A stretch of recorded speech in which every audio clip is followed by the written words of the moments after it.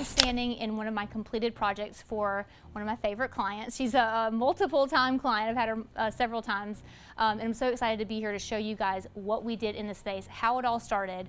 She's a client that lives in Midtown Mobile, and if you know this area, you know that it's full of historic-looking homes, older homes, but this client has a very modern style. And so she wanted me to create a modern outdoor space for her in the back of her house, a back patio area. So that's exactly what we did. Of course, we started with plans. We drew those up for her, were approved, and then contractors came in and poured the concrete for the slab, built all these really beautiful open concept beams with tongue and groove ceiling. And so we've got this really nice mix of natural elements and kind of more man-made elements that make this space really special. So let's go around and I'll kind of show you all the details. You can see I'm standing right here next to her stucco fireplace. It has very clean straight lines. It goes straight up, solid color, and then you guys can see it's a gas burning fireplace and very large and open. It just creates a huge focal point for this space, especially as she's looking out of her back window. She can see straight to this from her kitchen, and it's just like, even if she's not out here enjoying it, she's able to enjoy it. You know what I mean?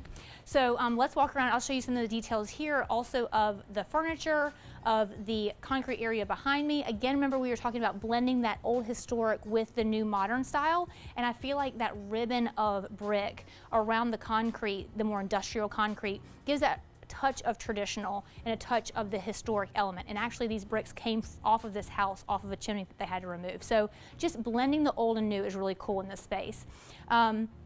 So for the elements on the furniture, we did two outdoor sofas and 2 club chairs.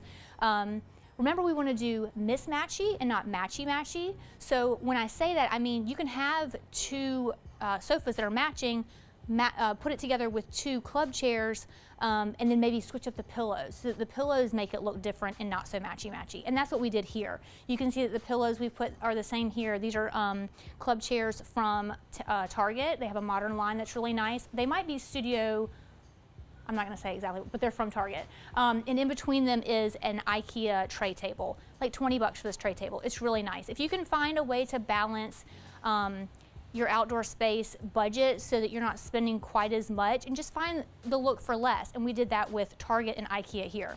The rug that we walk on is a nice geometric pattern, but it pulls some color into the space. It's got a nice bright blue color. The coffee table, I really love it because it, again, pulls that industrial look, the kind of more concrete look on top of all the more fluffy layers of color and texture. And then here are the pillows that we put with these 2 outdoor sofas. You can see that each one of them have different pillows. We've got grid, we've got polka dot, we've got all these different visual textures that make it interesting to look at, but don't make one pop out and seem like it's more overpowering than the other. The other matching sofa has a leather pillow and a little bit of olive green color. Again, not too strong colors, just kind of neutral, similar, but different at the same time.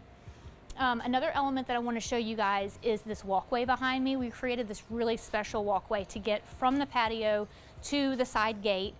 And let's get some detail on that. These are actually post caps that we found at Rosetta. These are a Rosetta cap, and I believe they're 3 feet wide. And then what we did is to extend out 6 inches on either side and in between with black river rock. So that creates that really modern look that we wanted to go for, and it creates a really nice wide walkway that's really functional for her to be able to get everywhere she needs to go in the yard. And then of course we have this metal edging so that these rocks don't get knocked out into the yard and kind of spill out. We wanted to create a really sleek, streamlined look, and all of these elements put together achieve that.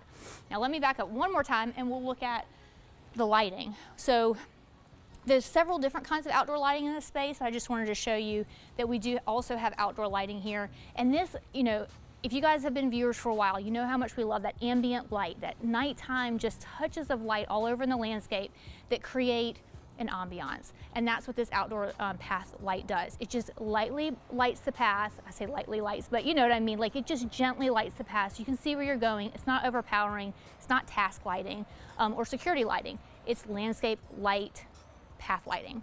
So if you guys have any questions about any of the details that you guys saw today, be sure to comment below. I'm happy to answer any questions you guys have.